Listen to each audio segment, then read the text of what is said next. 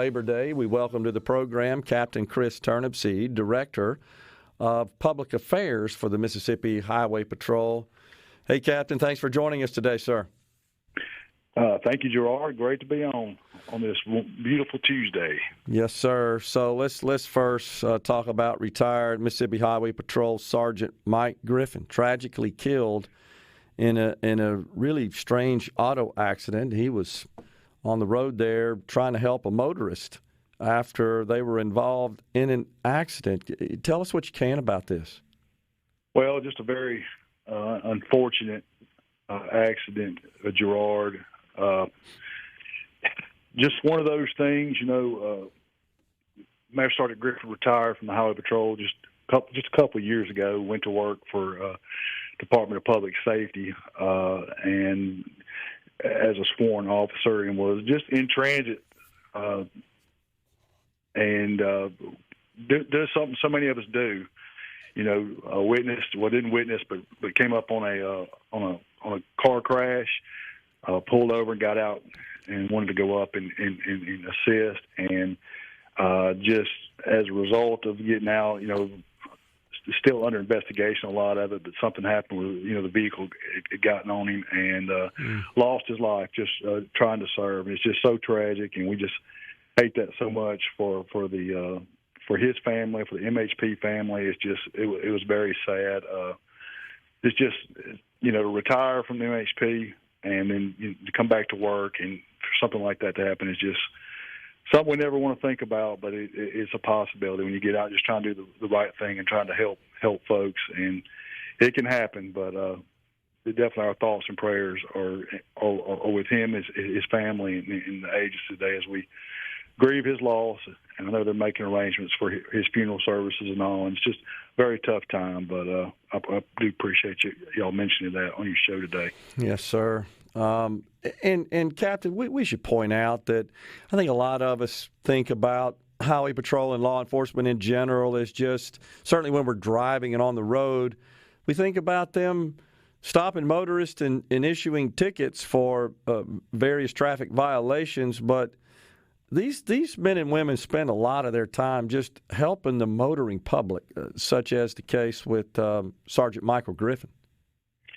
It is. I mean, it's just one of those things. I mean, that is, enforcement, of course, is, one of the main roles of the Highway Patrol. But, when we're driving down the road and we see something, we see a situation where, help is needed and we need to yield our assistance. I mean, that's first and foremost our priority as public servants is to serve the public. Mm-hmm. And, that looks like different things at times. We're getting out somebody with a flat tire or somebody that's out of gas, or, just being there for them and help them get what they need. And, I mean, those are what you would call, a safe situation, you would think. But, life takes some tragic twists and turns sometimes, even when you're trying to do something that's relatively safe, a safer part of our duty. But you take risk, every time you step out of that car on the side of that highway. So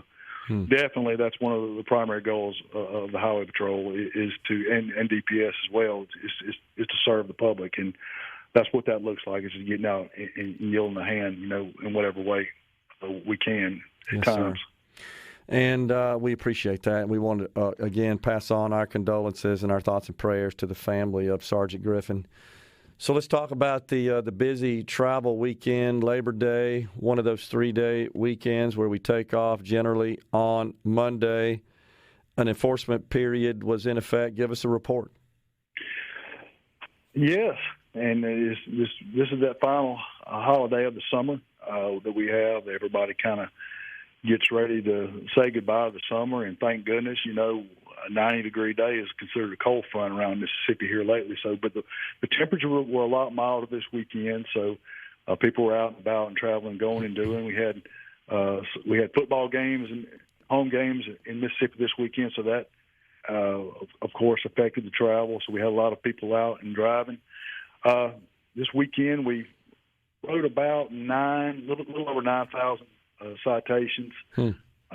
We about 141 exactly drivers under the influence were arrested. Had 147 crashes across the state. The big thing, though, that we looked at here is just the fatal crashes. Had 4 fatal crashes. Wow. This weekend, and which resulted in 4 deaths. Which it don't matter what these other numbers look like, and how many tickets you ride, and how many DUIs you lock up. I mean, it's just when you look at that 4 there, that's the number that tells the tale, and that's 4 people that won't be accounted for the Thanksgiving holiday traffic. Yeah, it's coming up next, and it's tragic. You know, it's supposed to be a weekend we celebrate and take off work, and everybody has a good time. But you know, there's 4 families here that are you know, are not going to didn't have a good Labor Day, so we really hate that. But that's the number that tells it all to us there, Gerard. Absolutely. So I'm a little surprised. How many DUIs citations did you issue? I'm sorry. 141. That is incredible. 141, and that's just the ones you know about that you caught that I guess were maybe doing something suspicious that resulted in a trooper pulling them over. And then what happens then, Captain? Do they, based on that suspicion, render the tests at that point? Yeah, so just depending. Well, I mean, you know, you've got, you know, everybody's common, you know, everybody, when you first think of DUI, you think of somebody drinking and driving, but that could go to include using some kind of a drug, narcotic, sure. Yeah. as well, driving high. Mm-hmm. That contributes to that. But those, yes, there are. When we observe somebody that we appear to be under the influence, you know, we take them and observe them and have some tests we give them, and then all our officers are trained. We call it field sobriety, mm-hmm. and they'll make a judgment on what the result of that field sobriety is, whether they should take them in and administer the breathalyzer test. Mm-hmm. And also, you know, can administer urine or blood, you know, depending on if it's drugs or something. It just depends on what's on board there. That's offered, and then you kind of go through there the legal system. You know, you arrest them and charge them with that offense. Then you know, they will go to the jail there and have to bond out, and then you know they're in the justice court system, and will have their day in court, proved guilty or not guilty after that. As far as that goes, that's standard what that looks like. So, Captain, what's the law in Mississippi with respect to loss of your driving privileges, your driver's license, when you receive a DUI? What's the system say there? Well, it's different. 90 days just depends on what the offense days can be. 90 days up to a year, depending on what charge is, first, second offense. It just depends on what your offense is on your driver's license suspension. On what you have to, how long you surrender your driver's license, but you can lose your driver's privilege, and you'll have to take some classes and get that MHP insurance to get it back after a DUI. So it turns out to be costly, you know, mm-hmm. depending on what county you're in, what the fines are, what the court assessments are. There's different charges and fines for, you know, pretty all around the same, but with different costs and fines for it. And then you got legal fees, lawyer fees that you have to pay too. So it's not a you know, something you want to do that, you know, that's affordable. But definitely, you know, you turn around and you look at it and you get involved in a crash and someone gets killed, or you hurt somebody for life, you know, cause a lifelong injury. You know, those charges will be ramped up for that. You end up serving some serious prison time for that. It's just not worth the risk when there's so many ways now with, you know, cell phones to be able to call somebody, you know, if you don't think you need to drive, or there's Uber, or there's just different alternatives to driving and driving under the influence. That, you know, there's too many options out there to get home safely if you've been celebrating a little bit too much. Before we go here, what about the seat belts? How do we do there? Your favorite category. That's why I saved that for last. We were about 2 citations under 700, 698 this year. That's incredible.